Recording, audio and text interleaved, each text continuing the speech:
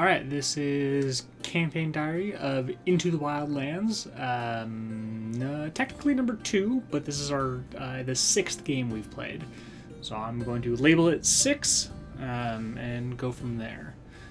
Once again, I play the Bard Zemriel, and these are written as letters to Morilia Fellruin, who is in Stravgate. This takes place right after the last one, where we had rescued 3 individuals that were captured by goblins, and yeah. And now, so we've rescued these 3 individuals and are making our way back to Fellruin and are chatting with them to see what happened. We freed the 3 captives, Johan, Maribel, and Celia. They all performed various things. Johan was the blacksmith, Maribel the tailor, and Celia the doctor of Fellruin. We healed all of them and were able to befriend them and convince them that we were there to take them back to Fellruin. Celia got quite attached to me. She was very skittish and withdrawn prior to healing and being comforted. We rested a while at the Goblin Cave and then started to make our way back to Fellruin. We came upon a very interesting creature when we were happening back to Fellruin. It seemed as if it was a massive bear.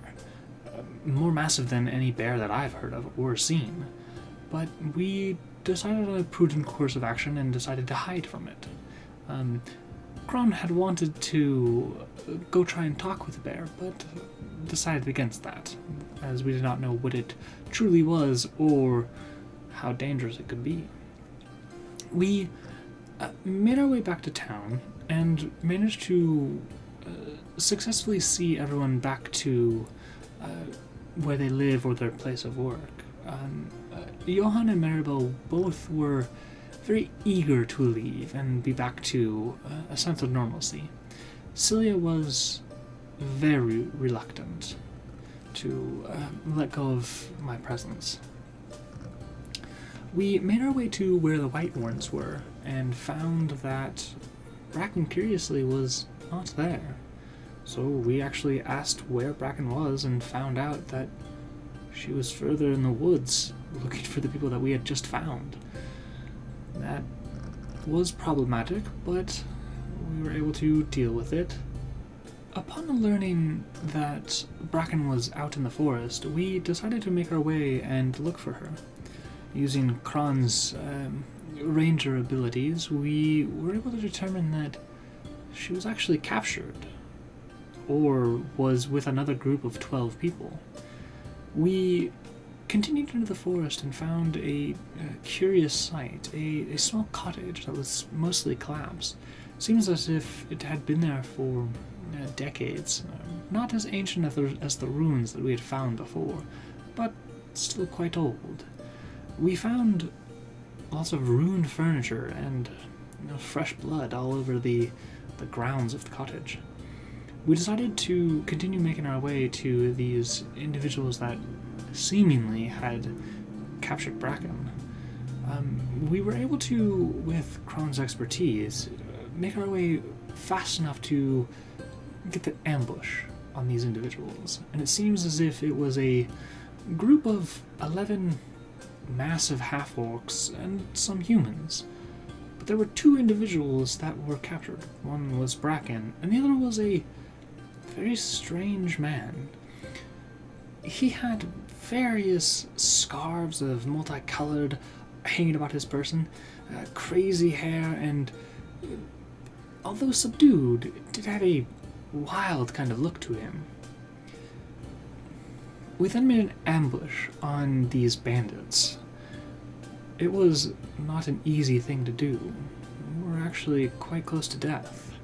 There were a number of times where myself and Sagawasa were very close to death. It was very convenient to have Milo use sleep. It may not have been the most effective, but he was able to sleep at least a few targets, and then, as Milo is wont to do, kill them while they slept. That was very helpful. This was quite a situation where we had not rested, so I did not have many spells. But this has provided a learning experience for me, to be more cautious with what spells I have. Once I get more powerful, I should be able to use my spells more freely. I'm not mad that I healed the people, or the wolves, but I'm going to be more cautious about what I use and how I use it. Being without the ability to cast a spell is... put some things into perspective, I would say. We were able to kill all of the half-orcs and humans. We rescued this man, his name is Demrick Crane, and he was able to fight with us. We rescued Bracken and she was able to help as well. There were a number of times when the battle seemed lost, but Kron or Milo were able to do something that was able to help us turn the tide. A crucial person was killed, or the sleep spell was cast again. Once we killed all these bandits, we were able to rest for a bit. I was very, very hurt, and no amount of convincing would have been able to convince me to leave and not rest. I knew that there were dangers in the forest, and I had to make sure that I was at least at some way full health, that is.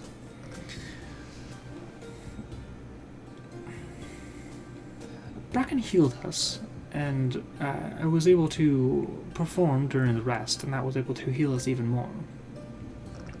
We talked with Demrick for a while and learned that he was a adventurer, explorer, like ourselves, and we tried to probe him more, but he was reluctant to tell us where he was coming from or where he was going.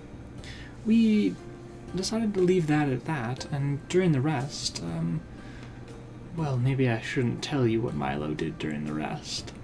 He was quite clever about it. Let's say that. And, well, very, very lucky.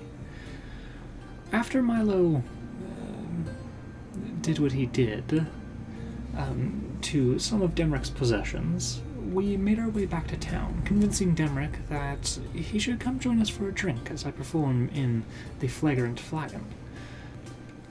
We continued back into town and talked with Bracken about the reward for finding the 3 individuals. Bracken gave us 100 gold, which I have seen money like this, but it is nice to receive it for something other than performing. We made our way to the inn. I performed, had a drink with Demrick and the others, and we just talked about what we were planning to do. It seems as if we are planning to move further south and investigate the Siphon Guild, as Bracken had asked us to do earlier, now that our previous contract with her was up. So, I will hope to write again soon, but I know I have not done much in the way of music. Actually, that's false. I have a few things I can send to you. There's a very lovely song that we have learned about that one of the individuals at I believe the general store was playing. It is infectious and smooth, and I'm absolutely in love with it. I'll have to send you a copy. You may have someone else play this song, but you and I both know that it will be not nearly as good as if I had played it. I hope to be back. I do not know when. I do not know if I can say soon. But I hope to be back to be able to play this song and many others for you. I hope you're able to understand that you sent me here and I will do to the best of my ability to write and find the music of Condrath. That is all for now. Zemrail. Okay, that is Diary 2 of episode 6, or session 6, I should say, of Into the Wildlands. Like I said, these aren't going to be very long. This should be 10 minutes. I don't know. Music is by Katako. He's awesome. You should go check out his music. It's going to be the same stuff from last week, Northern Wind. A+. Hopefully he and I are going to work together a little bit more and get some new, different music coming and going. Depends on kind of what I do. We're going to have to see other stuff, but thanks.